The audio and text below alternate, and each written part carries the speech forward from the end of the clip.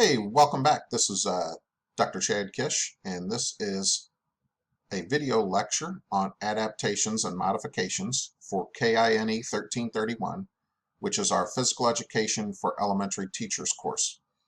In today's video lecture, we'll talk about adapting and modifying your physical education class for diverse learners and special populations.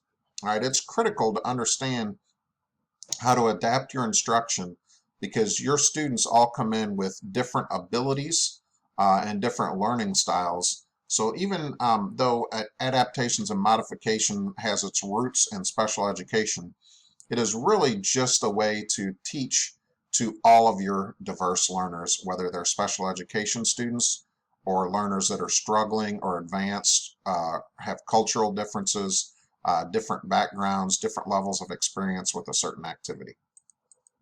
So here's our introduction. On our video lectures, remember, this is just like an in-person classroom lecture. So put your cell phones away, limit your distractions, and take notes and pay close attention. You can always rewind this or pause this video lecture. You can watch over a couple of different settings if you want. And if you haven't yet, make sure you've downloaded your lesson planning documents, your lesson plan instructions, lesson plan template, lesson plan example. After this video lecture, you should be able to do the adaptations and modifications portion of your lesson plan, and the only thing you'll have left is the assessment portion and closure to finish up. The other thing you need to do, make sure you download the two documents and read those closely. You should read those before this video lecture. Those documents in this module include modifying activities for physical education in the gymnasium. It's an article. Read that one. And the other one is the APENS standards, or it's the Adaptive Physical Education Standards. Read through those before you do this video lecture. So if you haven't done that, pause this video lecture, go back into the module assignments page for Module 11 and download those two documents and read over those before you watch this video. Here's our objectives. At the end of this module, students should be able to do the following things. You should be able to define and describe adaptations for physical education and activity. You should be able to discuss how to modify PE activities. You should be able to explain and apply 5 things to modify in PE and activity. You should be able to discuss various ideas to modify sports and activities, and you should apply an understanding of writing adaptations for the lesson plan. Now there is some information in the previous chapter about adaptations, but there is not a full chapter on adaptations and modifications, so this information is basically going to come from this video lecture. So modifications and adaptations in physical education. The first thing is, what is a modification? What would be the definition of a modification in a physical education classroom? That is the modification or adaptation of an activity or learning experience to make it as appropriate for a person with a disability as it is for a person without a disability. So modification means you're making the activity appropriate for that person that is a struggling learner, a diverse learner, or a person with a disability. So they have the appropriate level of challenge and success as the person without a disability. All right? So that's important to understand. You're not just making the activity easier. It can still be challenging. You're not just having them keep score. They still need to do the activity. So here's an introduction. What is adaptive physical education? So adapted physical education is PE, which has been adapted or modified so that it's appropriate for a person with a disability as it is for a person without a disability. That goes back to our definition, what is a modification. Why is it important to understand this? There are various federal laws that mandate that PE be provided to students with disabilities, and some of these federal laws define physical education as the development of the following 3 things: physical and motor skills, fundamental motor skills and patterns, and sports and activity skills and understanding of how to participate in these. So all three of these are important in elementary education, but the first two are really very applicable to elementary ed as we focus in on teaching physical and motor skills as well as those patterns during the elementary grade level expectations. So what is a fundamental motor skill and pattern? That might be throwing, catching, walking, running, while our physical and motor skills focus on locomotor skills, non-locomotor skills, and manipulative skills. All right, sports and activity skills and understanding, this is listed specifically in the federal laws as in aquatics, dance, individual and group games and sports, including intramural and lifetime sports. So that's a background on what is adaptive physical education. As a professional educator, it's important to provide a quality education for all our students, regardless of their ability, in what's known as the least restrictive environment, or the LRE. All right, the federal laws of IDEA, the Individuals with Disabilities in Education Act, bring the concept of having students in a least restrictive environment. So they should be in a regular classroom setting, not just a special education classroom setting, as much as possible. That is the least restrictive environment. So like I said earlier, when we're considering our adaptive physical education, I like to consider this just quality physical education that is designed for learners with all ability levels. All right, don't just think special education. Think struggling learners. Think advanced learners. Think of learners that have never seen this activity before. All right, learners with different language barriers or cultural backgrounds that are different. Think of an international student that's come to this country and has never seen your sport or activity before. So how are we going to design our quality physical education learning experience for all of our learners? So inclusion. Inclusion is an important term in adaptive physical education. All right. It provides instruction and learning in the least restrictive environment, or the LRE. That means students should be educated in classes with their peers, with their age group. Teachers should provide adaptations and modifications to learning objectives and activities when necessary to provide an appropriate level of challenge for all of their students. And that appropriate level of challenge also means an appropriate level of success. And then it's also important to make progress on an IEP goal. What is an IEP goal? An IEP is an individualized education program that a special education student might be on. Another example of this might be a 504 plan, which is a different plan adapted for students with disabilities. All right. But if they might have these students might have specific learning goals that are a little bit different than your classroom goals, and you need to help them make progress and document their level of success on these goals. So you might ask, why inclusion? Inclusion demonstrates that an individual with a disability, also known as an IWD, can receive an appropriate and challenging education within the regular classroom setting. As a teacher, this usually requires you to have a little bit extra planning time, to be well planned and thoughtful.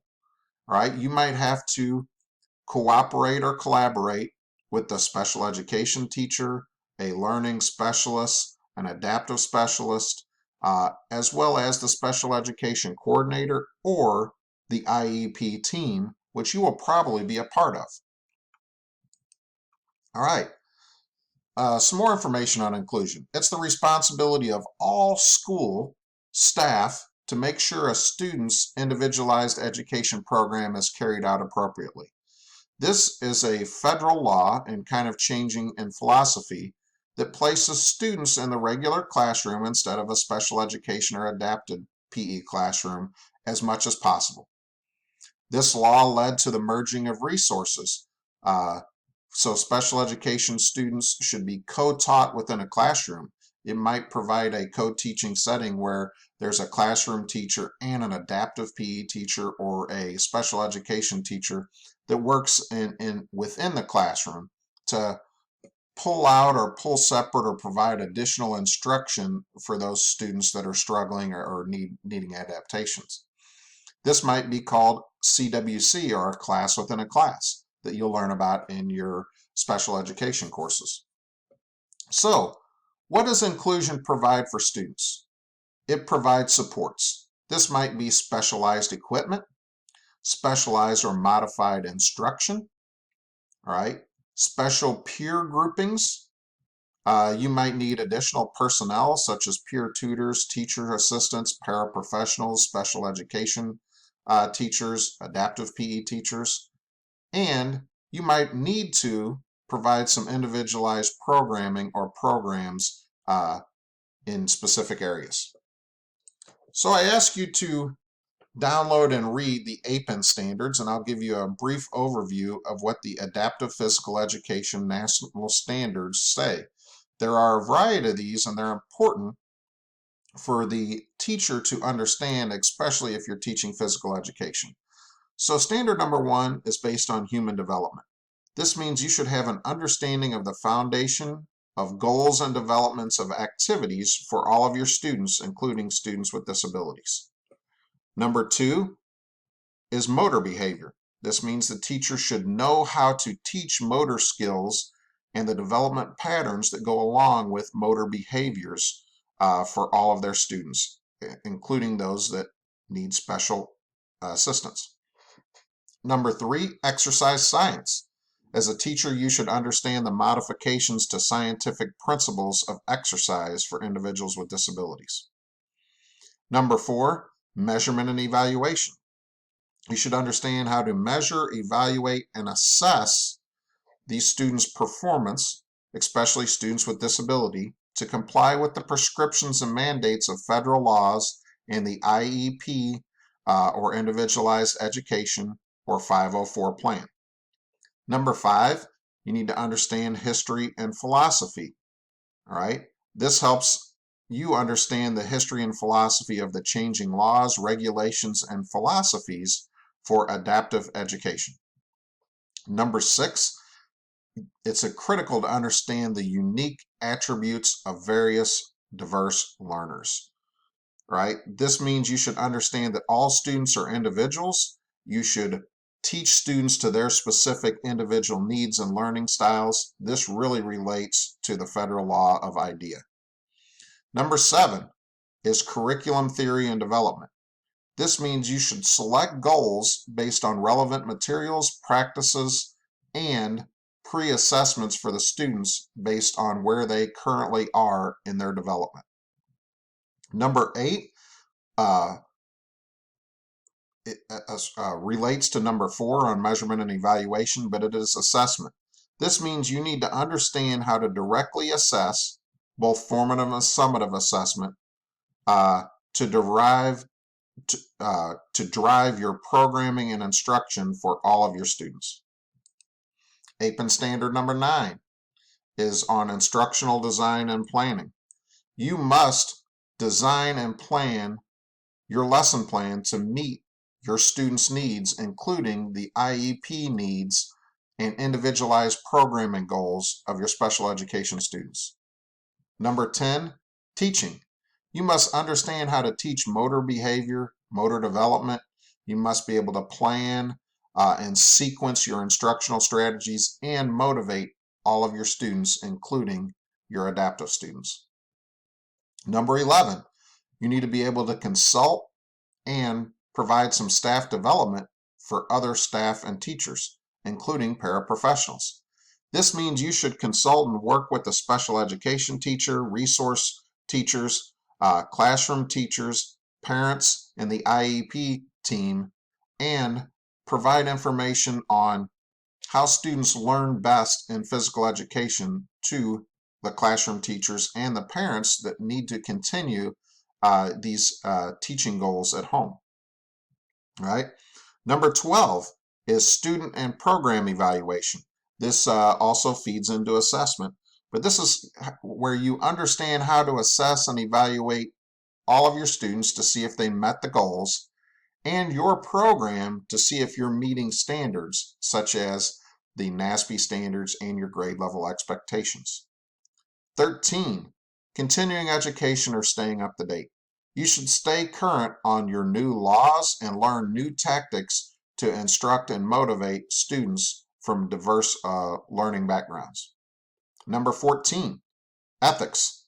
You should adhere to the highest level of professional ethics, providing service, confidentiality, and other things related to your adaptive PE students. And number 15, communication is critical. You should be able to communicate with your students, with the IEP services coordinator, the IEP teams, and families, as well as others to enhance the programming for your diverse students. So now that we've talked about the APEN standards briefly, let's get down to how do you actually provide adaptive PE services for your students. So there are a variety of different ways. 7 of them we'll discuss that Cheryl in 1998 described that are adaptive services that should be provided by a physical education teacher. First of all, it's critical to plan your services. This means planning your lessons, planning your curriculum, planning a variety of services you'll have for your set of diverse learners in your classroom. So this requires you to learn about your students' needs prior to designing all of your learning experiences. Number 2, it's important to understand how to test and assess your various individuals. So that goes back to understanding assessment strategies that we will learn in Module 12, and how to assess students with special needs and diverse learners. Number 3, you need to understand the prescription and placement of the students. You should be part of the IEP team or the community program plan. You should be involved in designing some learning goals for your students. All right. Number 4, provide teaching, counseling, and coaching for your students. You should be able to instruct to your diverse learning styles, provide counseling for students that might be struggling learners, and provide coaching, which is teaching students and providing that feedback that we've discussed in our previous modules so students can learn and improve as they go. Number 5, you should evaluate the overall services. This isn't just assessing individuals, this is evaluating how well the lessons and curriculum and the services help students with adaptive needs. This might be evaluating the paraprofessionals, evaluating your specialized equipment, and providing information to determine if the IEP goals were met. Number 6, you'll be involved in coordinating resources and consulting on current and future programming. This can be done as a part of the IEP team, and coordination of resources might mean just making purchases or purchase requests to get some of the specialized equipment you need. This might not be done through the PE budget. This might be done through the special education budget or working with some community agencies. And number 7, you should always advocate for all of your students, no matter what kind of diverse learner they are, whether they're an advanced learner, a struggling learner, a learner with special needs, or somebody with a different cultural background. This is how you can provide some social justice initiatives within your classroom. So let's get down to instructional modifications. How do you actually modify your physical education instruction for your students? This is where you design activities so students with disabilities can safely and successfully be included into your general education or general physical education classroom. You need to understand that you're going to mainstream, which requires planning and support from that collaborative team. That might be the regular classroom teacher, the special education teacher, or the rest of the IEP team. And then your goal is going to be to modify your activities to provide the individual with disability an opportunity for appropriate level of challenge and success in the PE classroom. So, what are some instructional modifications? How do we do this?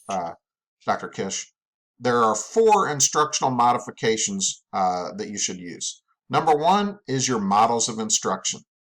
These are instructional models such as differentiated instruction or a universal design for learning, how you actually design or model your instruction for your students. Number 2 is organizational modifications. This includes your teaching style, possibly the class format, the use of peer tutors or paraprofessionals, how you group your students, so how you organize your learning. If you have students with visual issues or deficiencies, do you put them in the front of the line or the front of where your organization is going? Do you organize them to the front of where your teaching, demonstration, and instruction is going on? Number 3 is accommodations and presentation. This includes concepts such as changing how you verbalize your instructions, making sure that the demonstrations and visual supports and stop signals apply directly to all of your students. And you might need to modify the time and duration of activities for some of your different diverse learners. And number 4 is other adaptations and modifications. This might include the instructional setting, the structure of the setting, the level of complexity of activities, and concepts or equipment that used to modify your activities. All right, so one of the models of instruction I discussed was differentiated instruction. So differentiated instruction is a technique you should learn for a classroom as well as a physical education classroom. It's a proactive approach that provides all students in the class different options in how they get presented and receive information. Differentiated instruction provides options in how students demonstrate understanding, their knowledge of concepts, and their understanding of specific content. It considers individual student readiness, interest, and learning styles when planning instruction. Right? And as a teacher, you offer several options for learning, but you don't assume that each individual child needs an adaptation. So here are the choices offered in 3 specific areas in differentiated instruction. Number 1 is content. You can differentiate what students are actually expected to learn. Number 2, process. How students make sense of concepts and content. And number 3, product. How students demonstrate what they have learned. So when you provide differentiated instruction, you're going to consider some different options in content, process, and product. So let's really dig into how do you modify PE activities. All right. First of all, try to learn about the challenges each student has, such as their disability. You might consult with the IEP or special education professional, talk to the teacher, the coordinator, or possibly even the parents. You should try to understand the characteristics of each student and their disability or their diverse learning style. When you understand your students and build relationships, you'll be able to design activities that can help them learn. Develop your own teaching strategies to move students from the idea of having a disability or a challenge to having the ability or performing a task correctly. Concentrate on improving performance. Do some research, all right? If you have a special education student, this should be detailed in the IEP. You might want to talk to the classroom teacher because they have an idea what works with the student, and even consult with the parents. Figure out what they're doing outside of class and what works well, because classroom is different than a gymnasium or a physical education setting. And last, you need to provide this on the lesson plan. It's a required legal documentation of planning and assessment, and you need to keep your assessment data because it might be required for the IEP or 504 plan. So what does it mean when we say accommodations and presentation? All right, we've given you a lot of textbook type information or background information, some different legal stuff, but what does accommodations and presentation mean? It means we could accommodate or modify verbal instructions, demonstrations, visual support, or physical assistance. So in verbal instructions, consider your length and the complexity in your commands or instructions. You might need to simplify the meaning. You might need to use things such as signal words or signals. You might say run to that base and point instead of go to first, because the students might not understand what first means. You might have students repeat commands as they're doing it so they can follow up later on. All right. You might accommodate your demonstration. This might include the teacher changing the way they demonstrate, having a student or a peer demonstrate in an individual setting, or allow the student to watch a video of a demonstration. This could be as simple as having a visually impaired student closer to the demonstration, or focusing on only one aspect at a time, because sometimes students need accommodation because an activity might be too complex. Number 3, your visual supports. This could be a visual prompt, a chart, or providing even bright colored objects so visually impaired students can pick them out. This could be a picture demonstration of the parts of the activity. You might have a station and have different pictures. Do this first, do this second. Sometimes the students can pick up on pictures better than they can words. You might have a visual schedule of your activities for a student with autism. You might have a visual checklist of parts of a task. Or you might have some kind of countdown timer that's really a good tactic for using with students with ADD or ADHD. Number 4, providing physical assistance. This means the actual physical guidance from you as the teacher, a paraprofessional, a peer tutor, or a specialist. The para might have to stop an autistic student from running off. They might have a handle on a vest or on their belt, and they keep close proximity to that student. This might be somebody assisting a student in a manual wheelchair, or it might be a translator providing instruction to an ESL type of student, or even somebody using American Sign Language. So this would be the actual assistance provided from someone else to a student. So when we are designing our learning activities, there are 5 things we can do to modify our activity. All right, these 5 things are space, task, equipment, people, and safety. So what does it mean when we modify space? That might mean we lower baskets. We have an 8 or 9 foot basket when we're using a basketball. All right, we might even use a 5 or 6 foot basket for students in wheelchairs. We might change the goal size. We might use a much larger size goal to score on when we're playing soccer. All right, we might modify the field. This could be making it bigger. All right, so when we make the field bigger, there's less of a chance. A lot of times students struggle with spatial awareness. Or we might make the field smaller because students in wheelchairs, especially manual wheelchairs, it really wears them out moving them around. You might have students that if goals are closer, it's just easier for them to actually do the different tasks within an activity. You might have restricted zones. Only specific students can get in these zones. Think about playing a basketball or a soccer game. Only a specific student can be in this area to take away defenders, so they only have to work against one defender to work on a skill. All right? How do we modify the task? That means modifying rules. What does that mean? They might get more bounces. They may be able to double dribble. They may get extra steps. They may be able to travel. They may be able to carry the ball instead of dribbling it if they have movement challenges.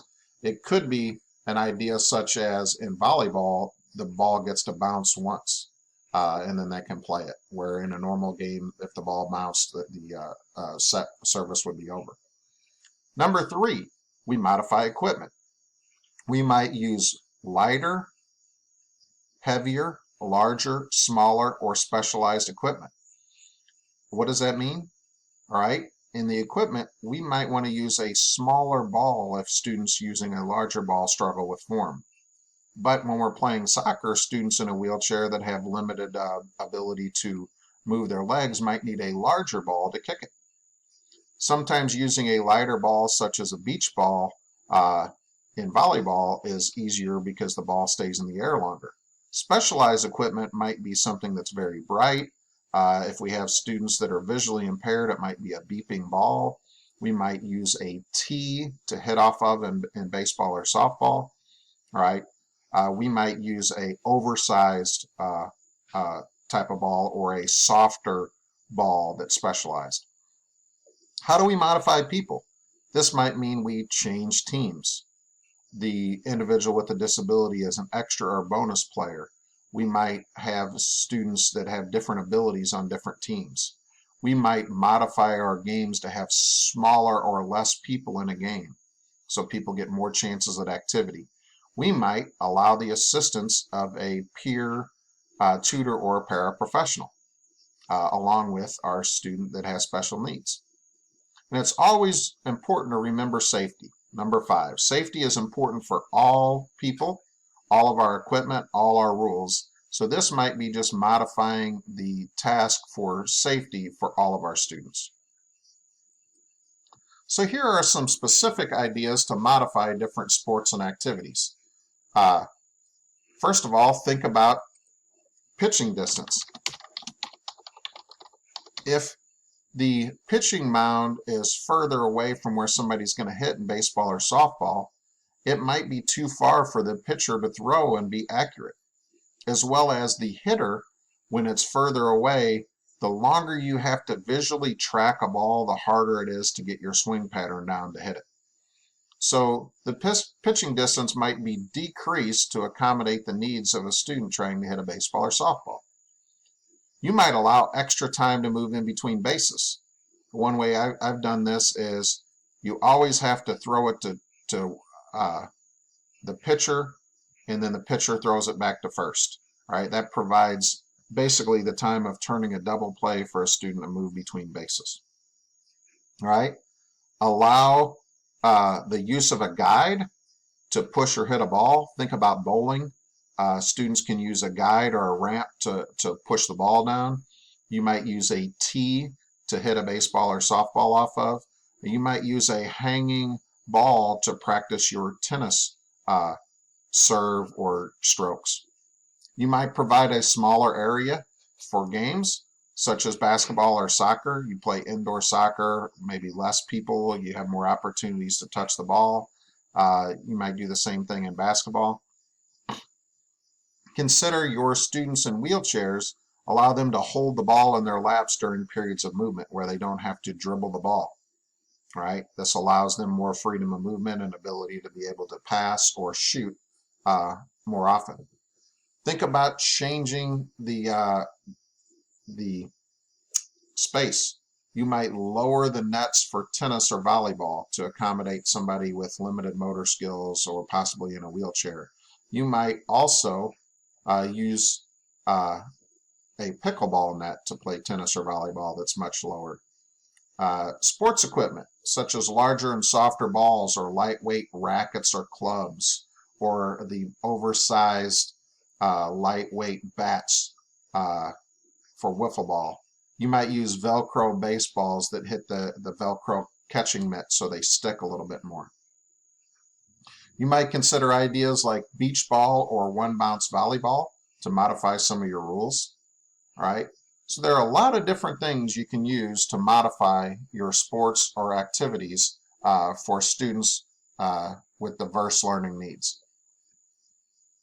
So hopefully in the 5 things to modify and then this last slide on ideas to modify sports, you've been able to take that theory and background information and use it to apply that information and these things into really how to modify some activities.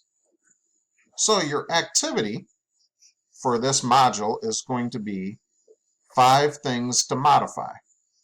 So you're going to explain and apply your knowledge and understanding of these 5 things to modify in PE and activity. So you can pause the video and go back a couple of slides and write these 5 things down. Rewind the video to 5 things to modify. You're going to start by listing these 5 things to modify. These are the 5 categories listed in this video lecture. All right. You're going to number them 1 through 5. And then under each number, provide 2 different examples of how to modify each category. Right? So this is, you're going to provide 1 through 5 and an A and a B under each number. So you're going to use the information on ideas to modify sports from this video lecture. Be creative in completing this part of the assignment. Each of your ideas should be distinctly different and creative. Right? So list these A and B under number 1 through 5. So here's an example of what the format should look like. Number 1, category of things to modify in PE and activity. If you go back, this would be space. And then first example of how to modify this category. I would lower baskets. And then B, your second example of how to modify space. I would make a smaller field. And then you're going to go to your second category of things to modify in PE and activity. This would be the task. All right. And you're going to go down 1 through 5, and you'll have an A and B under each one. So there's your assignment format for the 5 things to modify in activity. So remember, in writing the lesson plan, you're going to take information from this lecture and your 2 documents you've downloaded and read on adaptations and modifications, and you're going to apply your knowledge of this module along with some of the textbook material from the previous module into the adaptation and modification portion of your lesson plan that will be turned in as your culminating activity for Unit 3. So you must plan 2 adaptations or modifications, and they must be different. For the number 1 is you need to consider a special population, an individual with a disability. List their disability and then list a way you would modify one of the 5 ways: space, task, equipment, people, or safety. And then your second modification will be for a diverse learner. You can pick either a struggling or an advanced learner. And you're going to pick one of the 5 things to modify. It needs to be different than your number 1. And you'll explain how you will modify that for your specific learner. So, detail these 2 adaptations on your lesson plan in this right area, and then you're going to explain these in your instructional video. So in your instructional video that's due at the end of Unit 4, you're going to explain your modification for an individual with disability, how you would modify your activity, and then you're going to explain your modification for the diverse learner. All right, and so you'll explain whether that's a struggling or advanced learner, and you will just discuss that briefly in your video.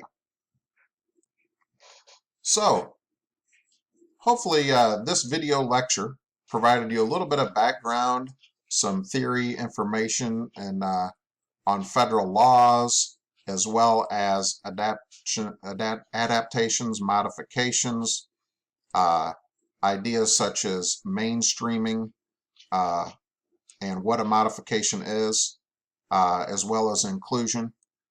So make sure, if you haven't, you download the document on the APIN standards and modifying activity for the gym. Read those 2 documents. One's an article, one's just additional background on the APIN standards. Rewatch this video if you need to. Look over your notes, and then take the information from this module and put it in your lesson plan for area for adaptations and modifications, and then you'll also refer to that in your instructional video. So if you haven't yet, make sure you're working on your culminating activity for Unit 3, writing your lesson plan, and after next module on assessments, you should be able to complete that lesson plan and turn it in. That's a challenging real-world application of learning that you'll use and you'll use that information in your instructional video that is the final assignment for the course. All right, have a great day, and remember, adapting and modifying instruction really should be designed to meet the needs of all of your learners.